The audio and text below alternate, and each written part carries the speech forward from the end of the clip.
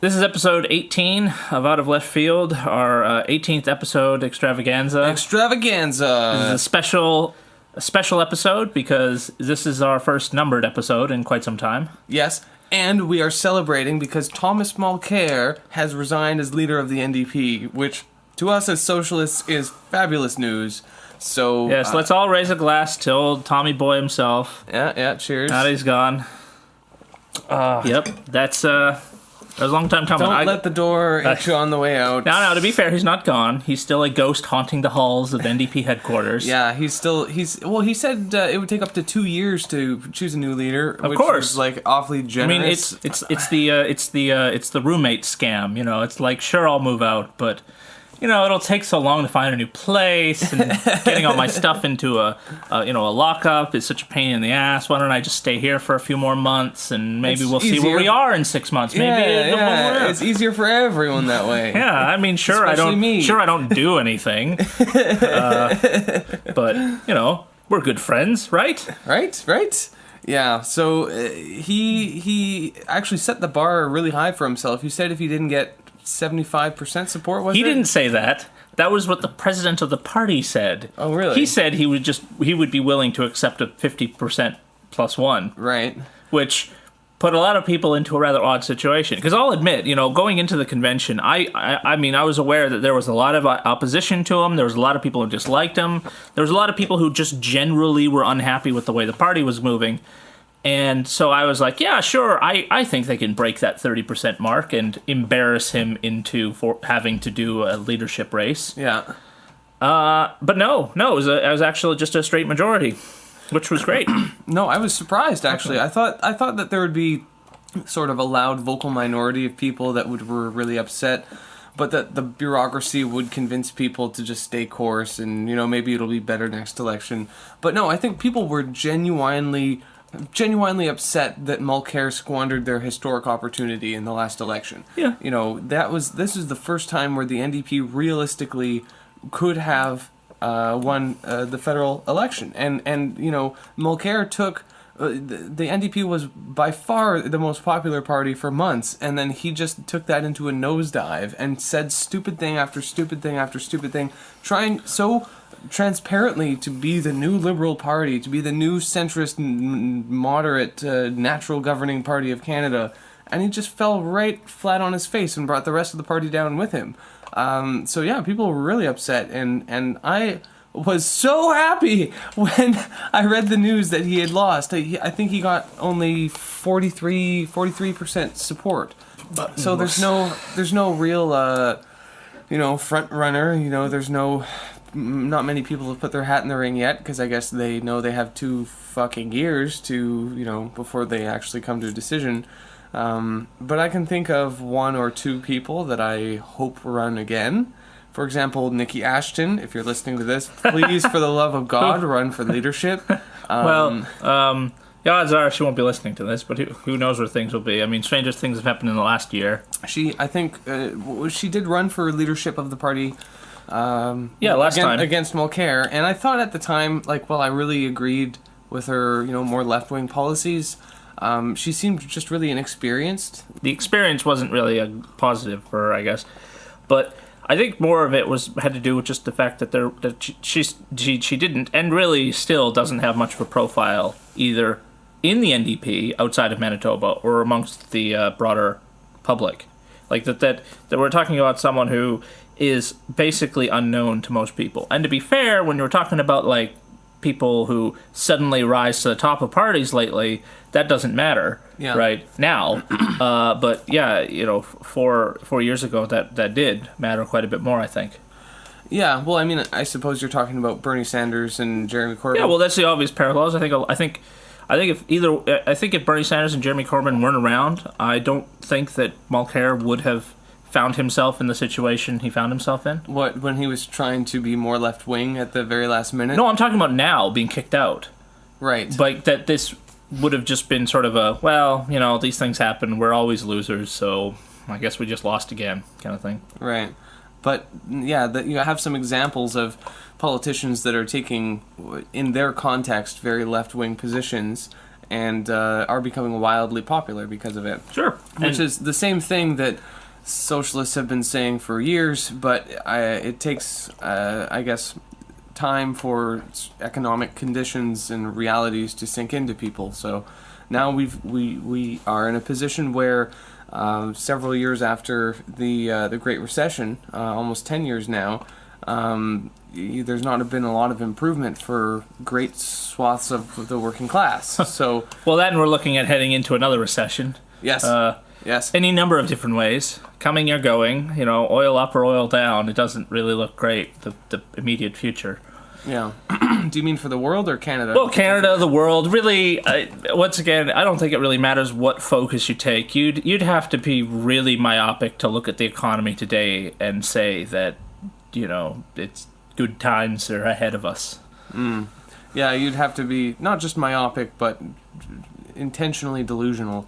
I mean, the only sector of the economy that things look really positive for the future is still if you're a property developer or landlord in Vancouver. Yeah, but even Toronto. then, they're already talking quite a bit about. I mean, in the media, quite a bit about the fact that it's a property bubble and those things bust. And Yeah, but they've been saying it's a bubble for 15 fucking years. yes, and it busted in 2008 a little and and ruined quite a number of people then. And now it's the same sort of argument, except there's no the reason why the property value is going up is because it's a useful place to stick money. To launder money. Well, If you're whatever. say, a Chinese national. Well, not just Chinese nationals, so Canadian nationals also launder money, Also as we've launder learned in the money. last few months, certainly. Yeah. But everyone apparently is doing. Well, everyone with money is doing it, which isn't everyone.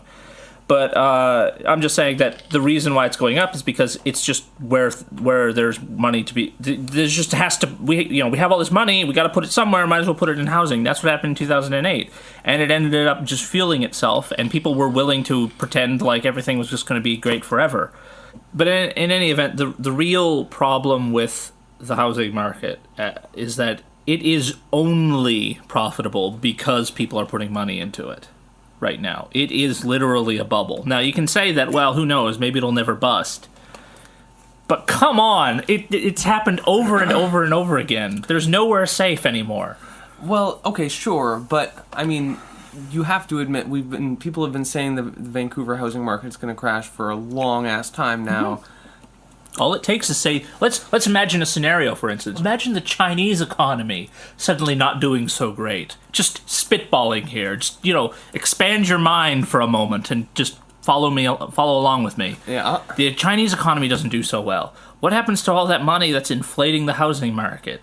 It stops going to the housing market because there's not as much money, and then suddenly the whole system, which is dependent not just on the houses being there, but on the constantly increasing price of those houses, suddenly flips right around and the system falls apart again.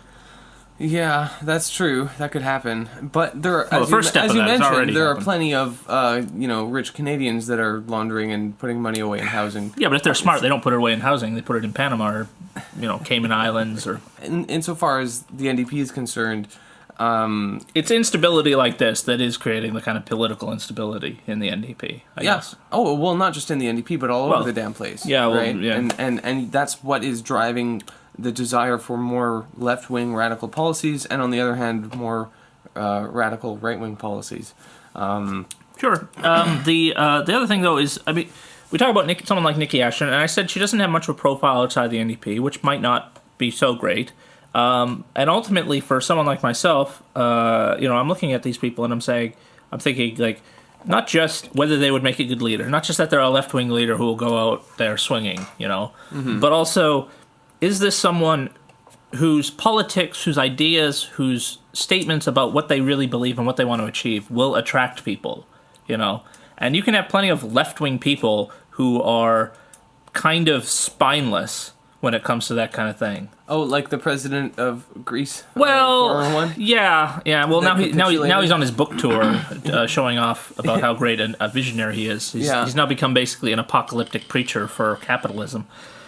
In any event, no, I know what I'm saying is that it's not enough just to say, oh, they need to be a left-winger, or even they need to be a socialist, but you need to have something that actually is inspiring to people.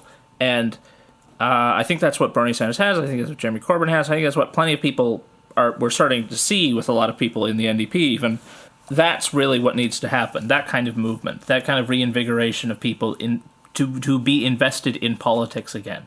Without that, I don't really care how left-wing the person happens to be so much. I mean, it would be good, but at the end of the day, if it's not something that's actually going to get people involved in the NDP, the NDP or whatever party will just end up being the way it is now. You know, those leaders, those left-wing leaders, isolated from such a movement that's backing them, will buckle under and give in. Yeah, no, that's true. And I think one of the reasons Bernie Sanders is so popular is not just that he's taking a more left-wing stance than any of the other people around him, but it is because he is just a genuinely nice, seemingly trustworthy person. Bernie Sanders is cool. Plenty of people could be cool, though. Obama was cool. Trudeau is cool. That's true. Yeah, that's true. But what I mean is that like I agree with you. And maybe Nikki Ashton can be that person, and maybe the fact that she is kind of unknown might even be maybe not helpful, but might not matter depending on the kind of campaign that she could run, or the kind of persona that she wants to put forward, and the kind of policies she wants to talk about, and how she talks about them. But I think also Nathan Cullen would probably put his hat in the ring. But the bastard doesn't speak French. Well, it's not just that. It's his spinelessness when it came to Tom Mulcair.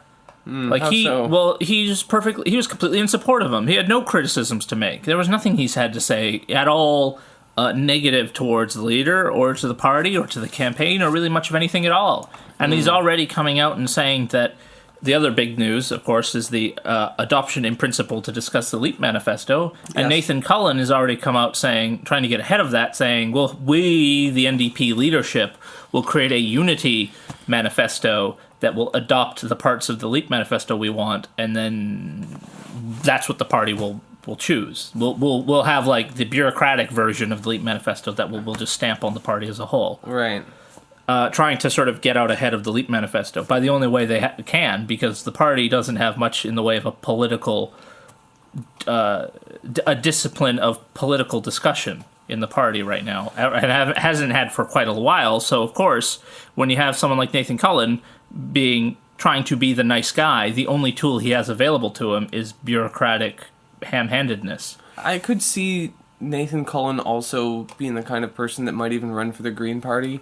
But I still like the guy. Like, he's he's a good politician. I shook Tom Mulcair's hand, and he seemed very personable. Yeah. I don't care, right? I just don't care. It doesn't really matter to me that much. What you were saying before about the new leader needs to attract people into the NDP in droves, young people in particular. So it needs to be at least a kind of a likable person, so it does count to some degree. Well, initially, but I mean, if that's all you need, there is a party that already has a likable leader that you can join and feel a sense of youthful invigoration. I don't know what to tell you. That is easy to do. That's the part you can buy. Yeah, you can buy youth. But what I'm saying is that you need someone that's likable and has fine. left-wing policies. I agree. I guess my criticism ultimately is I just don't like how much this sounds like the old sort of we have an image problem or an imaging issue, or we need to change the message and blah blah blah, that kind of crap. Yeah. I am just sick of like the campaign hack solutions to political problems. Yeah, we just need a new image or marketing problem or whatever. We need to add green to our logo. We need to do this. We need to do that. Like, it's just crap like that. And the last thing they want to do is actually debate politics. That suddenly is divisive and dangerous. But anyway, on to I guess that we're already sort of talking about the LEAP Manifesto a bit. Yeah, well, it's an interesting thing. For those listeners who don't know, it was at the last NDP convention. It was proposed that the NDP adopt the LEAP Manifesto, which was written by Naomi Klein, and is pro-environmental, pro-social welfare net, progressive kind of agenda. Anti-development, anti-extraction, anti... I wouldn't say it's anti-development. Come on! No. It is both pro and anti-development. It kind of contradicts itself. Well, I'll agree with that. I mean, we might disagree on where it contradicts itself. Sure, but it talks about that Canada needs to be connected through a high-speed rail, transit system that's powered by... What's wrong with airplanes? They're cheaper. Whatever. If you can get an airplane to use renewable energy, then sure. Well, by God, that's kind of really difficult. Yeah. And also, why... I guess here's my question. Why... Well, firstly, the LEAP Manifesto isn't very long, so it doesn't really go into a lot of these details. But for me, it just invites the kind of questions about, like, how is this possible? How do we stop using fossil fuels? The LEAP Manifesto really doesn't provide a way to get there. It does what a lot of these manifestos have done in the past, and it says if we were to adopt, a fully renewable energy system, that would be good for the environment. And we believe that on the basis of that, there will still be enough jobs left over for people to actually work and live and feed themselves. That's pretty much all the LEAP Manifesto has to say at the end of the day. There's a lot of proposals with regards to carbon taxes and subsidizing green energy. There's a couple bones thrown in it about, like, respecting Aboriginal rights and a few other things like that really are just kind of there, just in, like, a single sentence, just sort of thrown in. And that's all good too, but it doesn't seem like, to me at least, it doesn't seem to provide any kind of mechanism or power or way in which any of the stuff that Naomi Klein appears to want to achieve is actually achievable. The problem, I think, is that it falls victim to the same shortcomings that a lot of environmentalists' policies have. And not just environmentalists, but social democrats, people on the left in general, where they view the problem as a policy problem, that we just haven't passed the right laws. We haven't, passed the right regulations, or we just need to pass a series of laws and legislations and just, mold the economy in the way that we want it to behave. But what they fail to see is that the problem is that these environmental problems and the problems of what they call out-of-control development and resource extraction are intrinsically bound with capitalism and just how it's designed to work. So unless you solve that problem, all of this other stuff isn't going to be possible. And that, to me, is the biggest shortcoming of the LEAP Manifesto. Oh, well, yeah, that's the big overarching thing, right? That it doesn't... I mean, for us, right, socialists, it doesn't address capitalism, so therefore it has a serious problem. It doesn't even say the word capitalism in it, I don't think. It probably does somewhere. I mean, it says a lot of words, but I guess it is surprising when I read it the first time after having heard about it, and then I read it and then the NDP adopted to discuss it. I read it again, and it was surprising how short it is, how much it reminded me of other manifestos, other proposals, other leaflets that I've read in the past at protests, at events. This didn't seem, because I've read Naomi Klein's books, and some of them are really good. And I read this, and I just didn't understand or see any difference between this and the kind of stuff some random person would just shove in my hand at a protest. Or post onto their Facebook page. Yeah, just the kind of like, we need to change, we need to recognize, blah, blah, blah, people need to open their eyes to the reality of the situation that is upon us, and da-da-da-da. It's a lot of appeals to, we've been ignorant for too long about this environmental catastrophe that is upon us, and we need to recognize the need to act now. And yet that's been the rhetoric, that's been the argument for several decades now. And to be fair, I'm getting kind of sick of it, to be honest. I don't think that there is an activist movement in the world today that is larger or more well known than the environmentalist movement. Yeah, that's probably true. They're a well-established trend. They're a well-established movement. The ideas and the principles within it are real and debated and argued.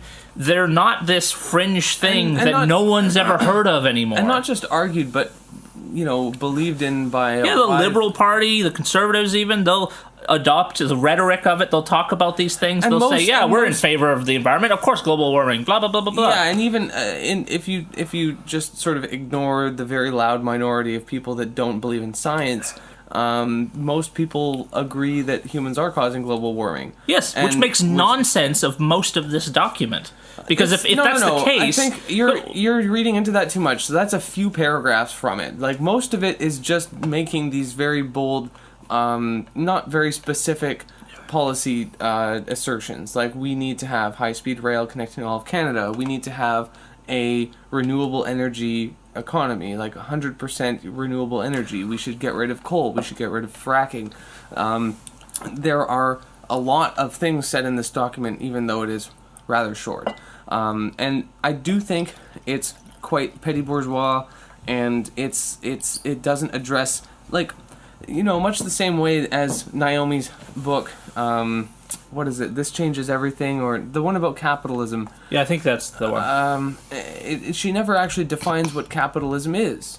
She just, to her it's this, and not just to her, but to many environmentalists, capitalism is just this big thing that consumes resources, and it consumes too much of them, so it is bad, and it relies on growth too much, so it's bad because of that. And it's a very nebulous, amorphous kind of understanding about what this social system, this economic system that has very specific rules and functions in a specific way actually is. And that is its greatest shortcoming, is because unless we are able to overcome the limitations that our economic system places on what humans can accomplish and do in these circumstances, then we're going to find ourselves consistently disappointed. And that's, I think, the main weakness of the LEAP manifesto. I still agree with it. Fuck, I'd sign the petition. It's all good stuff in there. I think I have. I might end up doing it again in the future. I'll be debating this stuff in the NDP, and I might in the end up having to vote for it. I would rather it be amended to include clarifications on a lot of the more vague passages in it. Yeah. Like, there's stuff in there that I worry about, and yes, you say, like, I'm reading into it, and that may be the case, but I don't want to have to read into it. I want it to be clearer if it means this or if it means that. And it concerns me that quite often in environmentalism particularly, there's this desire to have the most agreeable sounding language possible. Yeah. Like that, it's what we all want. It's what will benefit everyone. Those kinds of things. And it's like, look, here's the problem. If the sort of proposals you're putting forward won't benefit everyone. There is a minority of people who will be hurt through these protections of the environment. There is profit that is being made, and one of the consequences of that profit is the damaging of the environment. If we create if we create laws, if we put up obstructions to those methods of profiteering, the profiteers will be hurt. And I think that needs to be honestly admitted in these documents. No, I think so too. And I think that's also that kind of language that environmentalism has adopted, it also serves to benefit greenwashing that corporations use to, like, how you see car and gasoline advertisements, or pictures, posters at gas stations and whatever that are all green trees and, oh yeah, we use 0.2% less CO2 emissions or whatever the fuck. Yeah, I don't think I've heard. I don't think I've heard about environmentalism more often than at a gas station. Yeah, it's quite strange, really. But yeah, I guess I'm kind of surprised by a bunch of people who are real sincere activists who really want to achieve the things they're talking about, how rapidly they just roll over whenever they're thrown a bone. Like, as soon as these businesses say, "Oh, you want us to be environmentalists? What do we have to do? How much does this cost?" Okay, there, done. Now we're we're environmentally friendly. And then the environmentalists will be perfectly happy to tout that as, like, the grandest of successes. Yeah, and there's also a focus amongst environmentalists and liberals and social democrats in general, where their attitude towards society is what can I do as a person, as an individual, rather than how can I organize other people that have the same interests as I do to collectively achieve a goal. These are two very different ways of looking at society and an individual's relationship to it, right? And that's, I think, a big issue with environmentalism, because it narrows people's options to,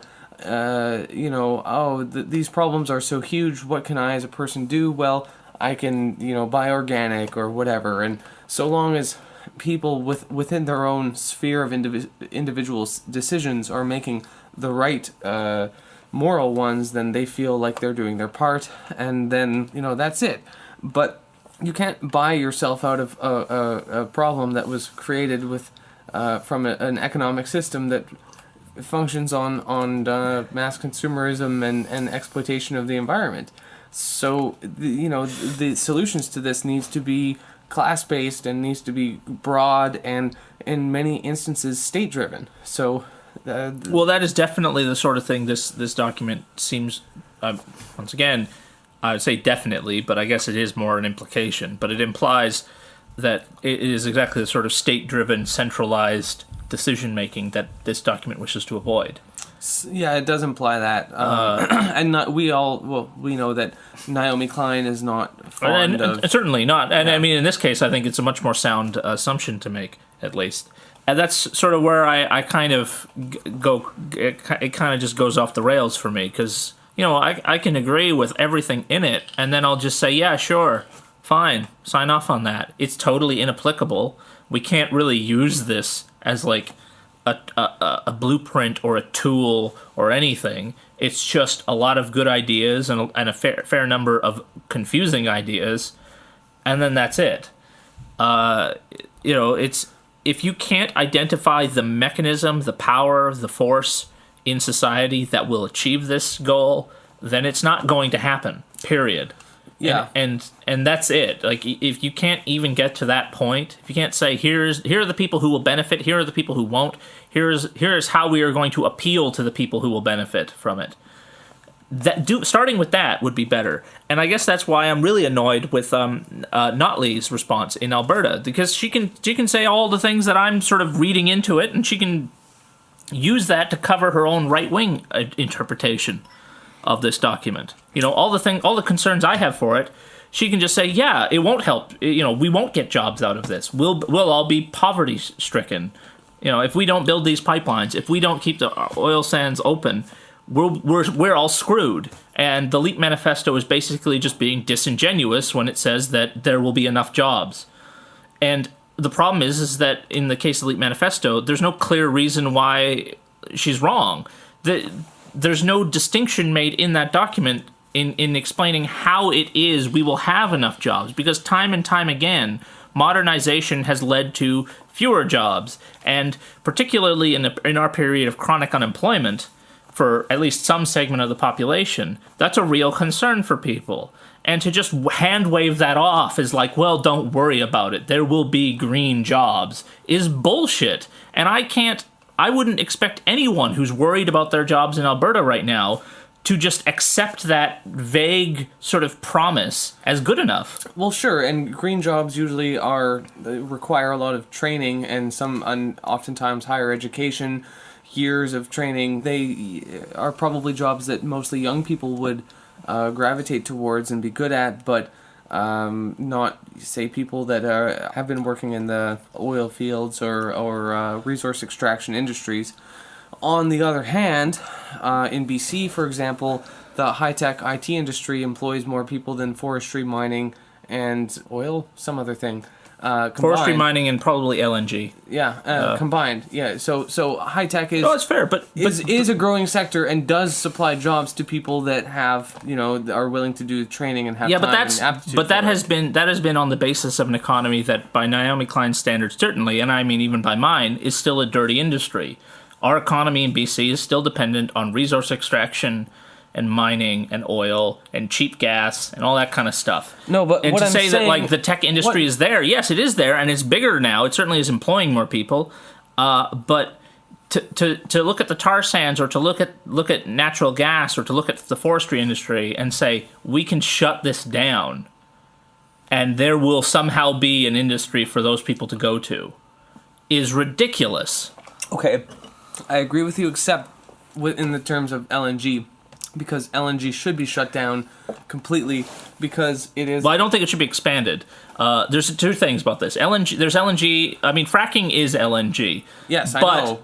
But there is a distinction. Older versions... I mean, the earlier ways of extracting natural gas from the ground was a lot safer, a lot less destructive, and didn't cause earthquakes, which is generally a good thing. And poison drinking water. Well, yes, that too. That Like you can set on fire. Yes. I know all about that stuff. I've watched the YouTube videos. Yeah, it's fair to say that if there's a resource in the ground and we extract all of it that we can safely get out of the ground, the idea would be on the basis of that we have used that money, that wealth, that natural resource to develop an economy, an industry that is sustainable on its own, and that is actually what happened. That was what the LNG industry was supposed to do. That it allowed us to build infrastructure and pay for social services and mainly the development of social services that have actually benefited British Columbians, and that has happened. Now, going forward, I don't think that that we should be looking to it as like a crutch anymore. Unfortunately, if our economy isn't well developed, and generally speaking, Canada's isn't, because it's still heavily reliant on these dirty extraction industries. How do we develop our economy in such a way that we can reduce our reliance on these industries? Not the other way around. Not saying we shut down these industries first and then we see that those jobs will come. Right. This isn't like Field of Dreams. You can't just do something and then everything will just be fine. Yeah, no, I get that. But do you think the language in the LEAP Manifesto directly states that, or is it just so vague that? Well, based on what I've read from Naomi Klein before, I know that in principle she is against, and I know plenty of environmentalists certainly are against the idea of the tar sands existing in any capacity whatsoever. The notion of increasing the effectiveness of it, refining within Alberta, refining within Canada, is totally irrelevant. In fact, if anything, it's considered a bad thing because it's tying us into a dirty industry for a longer period of time. But I totally agree with them. We should shut down the tar sands completely. That should be a goal. Well, I think we should. Fuck the tar sands. Well, okay, but I think what we should be doing is we should be looking at the tar sands and saying, how do we take this industry and modernize it to the point where the impact we're having on the environment is as minimal as possible? That's bullshit. We're talking about fucking fossil fuels. Yes, we're talking about fossil fuels, but we're also talking about petrochemicals. And petrochemicals aren't going away. What do you We mean? need plastic. We need these resources that we're using already. It's not just cars. I mean, even if we were to electrify our entire automobile fleet, we would still need a petrochemical industry. And unfortunately, in the case of Canada, we don't really have one. So we have to import pretty much all of our petrochemical stuff, plastics, etc. If we were to, say, transition away from fossil fuels in such a way where we're refining it in Canada and therefore reducing our impact on the environment by reducing the number of people who have to work directly in the dirtiest portion of our economy, we can reduce our fossil fuel footprint, and in doing so, transition away from a dirtier economy to a much more modern one. Could you actually make plastics out of bitumen? You can make it out of anything, but yes, you can. Although, should you? Probably not forever. My point isn't really about plastics or anything else. My point is that if you want people to actually get on board with this, you have to present a case for something that will benefit people. You can't just tell people, well, you're just shit out of luck. You're just going to have to be on welfare for the rest of your life because we need to save the planet. No one is going to accept that. No, that's true. But I think that the intentions of the LEAP Manifesto are to transition to an economy where we don't have to rely on dirty extraction. Yes, by 2050, the idea is that by 2050 we will not have a fossil fuel industry of any kind. Yeah, okay, so they're giving us a good 30 years of time. Which is totally not long enough. First of all. But more than that, what they define as dirty industries includes everything from the forestry industry to the tar sands. It's pretty much all of it. All resource extraction. Resource extraction is the problem, and large industrial projects, even say hydroelectric dams, are a problem. Well, okay, first of all, hydroelectric dams are, even though they do have a large environmental impact, are still one of our greatest weapons against climate change. Yes, but a lot of the people who support the LEAP Manifesto would disagree with you right there. They would say it's too big. We should, wind and solar panels, blah blah blah blah blah. That whole thing. Well, okay, I agree with you in the sense that Site C is a bad idea. The LEAP Manifesto needs to be more state-driven, more socialist-focused, have more specific language in terms of what actually needs to happen in the economy for this to be real. But you and I both agree with most of the sentiments. You know, like, Of course, but what I'm criticizing here is exactly that same thing. I agree with the sentiments. Look, here's the problem, I guess, I have with Leap Manifesto. Just to summarize it for me in my own mind. I am convinced there are serious issues within this Leap Manifesto that I disagree with. I am convinced that there are ideological disagreements that I have with it. I am convinced that there are methodological disagreements that I have with it. And one of my biggest criticisms of it is that it makes it so difficult to figure out what those are. Because it's too vague. Well, it's not just too vague. I don't think it's an accident that it's that vague. I don't think it's an accident that it's pleasant and easy to read and cute and modern and so forth. I think it is constructed to be a, Facebook posty kind of bullshit. This isn't a serious document for what is, as far as I'm concerned, a serious problem. This is the kind of thing that people will share on the internet. Yeah, and if it's the kind of thing that the NDP actually adopts as policy, then it'll just get shit canned. We would be ridiculed at being incredibly vague. It won't even be ridiculed. It will be. This document, as it is currently written, is impossible to follow. There's nothing in it that a government or even like an opposition would be able to say. You can appeal to it. You can say these are the things we want to see happen, but there's nothing in it that actually presents a case for how to get there. No, but isn't that better? In terms of a political party adopting it as principle, and then we can figure out the mechanics of it, say, when we're actually establishing party platforms. Sure, but that it serves as a beacon or something to follow to inspire us when we do decide what our actual specific policy is when we get our new leader. I agree that it would be if it comes down to that, I will support it. I don't have enough of a disagreement over this document to block it in the absence of something better. Right. But I do think that, if this is what we get, the odds are that whatever leadership of the party is there will just ignore it. Enough about the NDP. Thank you. We have a there are other parties in Canada. The Trudeau government has had a couple of months in office, and I'm not entirely surprised by what's gone on so far. He's been discussing pipelines, and he's probably going to sign the Trans-Pacific Partnership. That's already now much like that incredibly disgusting deal with Saudi Arabia. That's not his fault. That was the previous Conservative government's fault. His hands are tied. He can't do anything about this. The Trans-Pacific Partnership was already debated by the previous government. What's he going to do? The Conservatives pave the road, and the Liberals merely drive down it. Just as a short aside, I guess, for what the Liberals are doing now, is just how different their approach is to the media. Well, they're very good at it. Oh yeah, they're good at it, and I got to tell you, it's like seeing a shelter dog finally being treated with kindness. the way journalists are acting towards the Liberal Party. Yeah.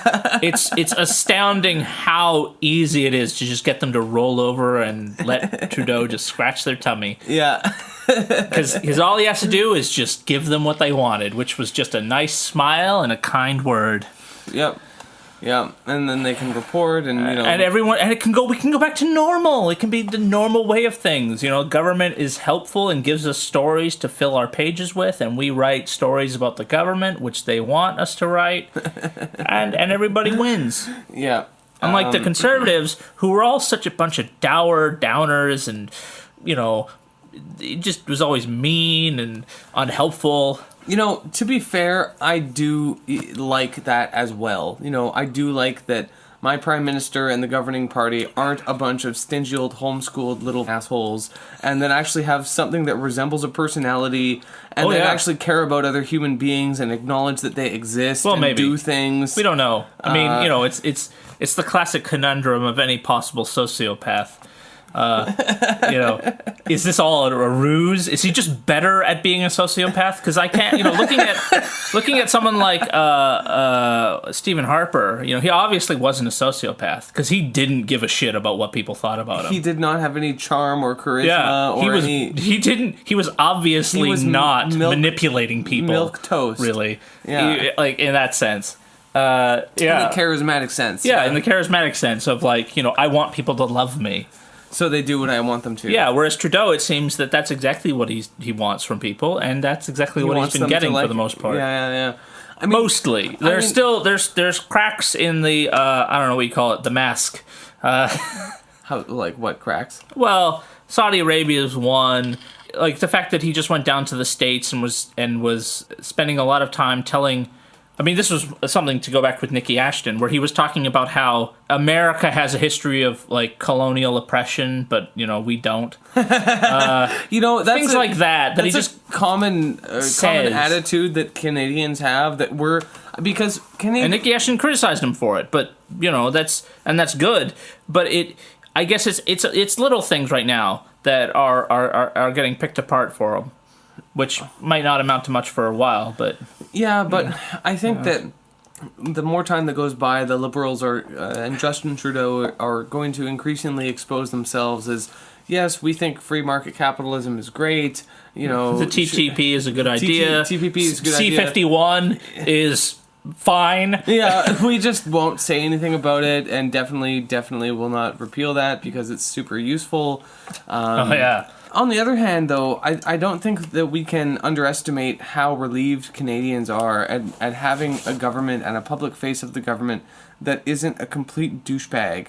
That it's just nice to have someone that seems like a human being at the helm, which is, even though I don't like the Liberals, I still like the fact that I could actually just have a beer with Justin Trudeau and have a good conversation instead of having a conversation with a weird, awkward, homeschooled boy that has no social skills. And I don't know. You know what? I'll be honest. I think that, you know, now that he's not in politics, now that he's not prime minister, I bet you that Stephen Harper is a pretty normal guy. No, he's a fucking robot. He's a weird. It would be interesting. I would want to know. I would want to have a beer with him. What about the band, the cover band that he has, and just like watching him sing on stage and his awkward kind of robotic way. But that's what people are. That's normal people are that awkward. No. Normal people don't act like Justin Trudeau. Normal people act like Stephen Harper. They make fools of themselves. They're embarrassing. They have really silly and kind of,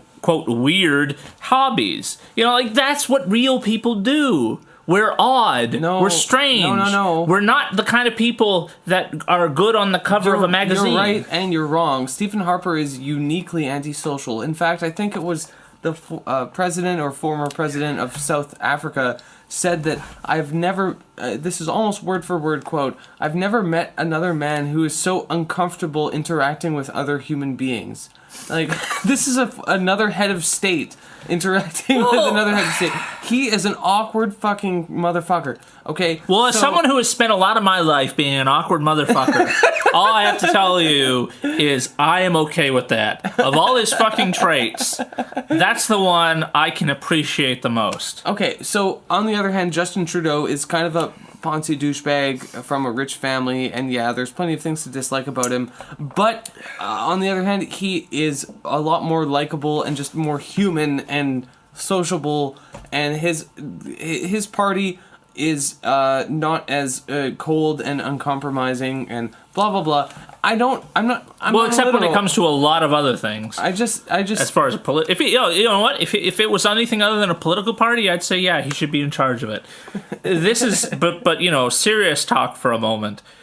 This is, you know, a lot of people's lives we're talking about here. This is a whole country, and not a very important one, mind you. And but it shouldn't be still down to a fair number of millions of people. Yeah. What my original point was that the Liberals are still in their honeymoon phase, right? People are still appreciative that the Harper era of 10 years is over. That the media blackout, the persecution of scientists is over, right? And these are good things, and it's not wrong for people to be happy about them. But I think that given some more time, people are going to get used to Justin Trudeau. They're going to get used to the Liberal Party, and then start to wonder, like, hey, wait a second, why are we giving arms to Saudi Arabia? Or why aren't we actually adopting more policies that actually help people? It's not just that. I do think that, it's something of a shame for Justin Trudeau as the rebel son, as it were. He's come into history at a time when really it wouldn't be a good idea to be prime minister.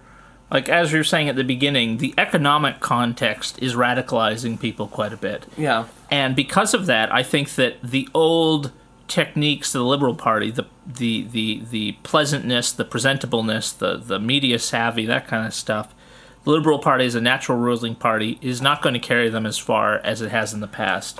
No. I really think that, ironically, in a sense, I think that the people who will probably appreciate Trudeau the most will be older people who either remember, the original, or are just, remember Stephen Harper a lot more. Because for people who are younger, for people who are still in their teens or even 20s, or even 30s, like, a lot of Stephen Harper is kind of just, yeah, he was an asshole, but it was these issues I cared about. I want the economy to work. I want C-51 to go away. I don't like the TTP. And on that, whatever, man, there's going to be another one next week anyway. Well, what I'm saying is that, those are the issues I think a lot of people care about. And on the basis of that, this kind of surface stuff will work for a while, but I think it will be even more fragile than in the past. Yeah, and like I said, they're still in their honeymoon phase right now. And once that wears off, people, especially young people, are going to get more discontented. And I think that the kind of people that will continue to support Justin Trudeau and the Liberal Party are probably the same kind of people that are supporting Hillary Clinton in the United States. Well, that gets into an interesting thing. I mean, the Liberals have certainly got plenty of... There are plenty of reasons to dislike... Well, to be fair, to dislike any of these parties. But, when the Liberals are already talking about how they're going to be cutting the budget in, 2-3 years, how they might be privatizing public services, public infrastructure to pay for, or to quote, raise revenue, which is just ridiculous because that's not revenue, that's just a fucking garage sale. Yeah. I mean, the BC Liberals have been doing that for years, and it hasn't really worked out at all. But in any event, like, there's plenty of things to hate the Liberals for, and like you say, I think there is some overlap between the people who will continue to support the Liberals as the, I don't know what you call it, the rational choice. Yeah. Like, they're not better, but I want someone who doesn't think global warming's fake. I want someone who, doesn't think religion is a big deal. I want someone who seems normal to me. Someone who reminds me of stability, even in an unstable time. And for people like that, I can see exactly the same kind of attitude for people who support Hillary Clinton. So, in the States, Hillary Clinton seems like she's probably going to win the nomination, although... I love how you say that. You fucking optimist, you. You're probably going to win the nomination. Hey, I will... She could drop dead tomorrow and still win the nomination. No, I will see. I will believe it when the numbers... I will remain purposefully delusional just so I can still continue to believe in the possibility of a Bernie Sanders presidency. Just for a couple more weeks. Okay, give me that, man. Just give me that. You know what, Ben? I will. Bernie Sanders is still a plausible candidate. Thank you. Done. Anyway, back in reality land, I do think Bernie Sanders still has a lot of interesting things he could do. There does seem to be some movement with regards to an independent sort of movement of Bernie Sanders supporters that will be trying to do different and interesting things in the future outside of his personal campaign. And if that goes somewhere, that's, I think, a big deal. Bernie Sanders is a pretty old guy, and we all know, what that means. He's not going to be around forever, and in fact, he probably won't be around for very long.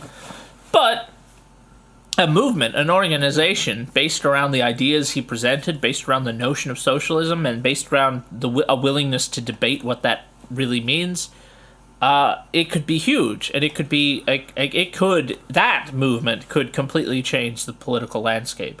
Yeah, and I think that's the most important thing that's come out of this race, the presidential race. Because if, unlike Occupy and other mass movements that we've seen, that the Bernie Sanders campaign actually takes a lot of the shitload of money that they've financed over the last couple of months and puts that into financing a permanent organization that tries to keep going this momentum and these ideas, then Bernie Sanders, even if he doesn't win the nomination, is going to be a lasting mark on American politics and will be a very important step going forward. Mm-hmm. Yeah, in the same way that as a socialist, we're working within capitalism, you're working within a system that doesn't agree with you, and you're using the political system to best effect to make a case for your ideas. I have no problem with people doing the same sort of thing within the Democratic Party. But what they need to have is that independent organization. They need to be able to stand on their own feet. Yeah. Depending on the Democratic Party for the infrastructure and the support and the attention, I think, in the long run will hurt them. Yes. And ultimately, for whether it's, like I said, with the LEAP Manifesto, with the Democratic Party, with the NDP, this is all about identifying those forces in society that can actually achieve these goals. Protecting the environment, building socialism, building an alternative to the two-party system in the States. And that's really what all of these things have in common, is that it's all about recognizing that there is a force in society that can actually change things, that has the power and the interest to change things, and organizing those people. And that's it. That is, as far as I'm concerned, the best case scenario. Period. And I don't just say that of all the possible options. I mean, seriously, that is an excellent goal.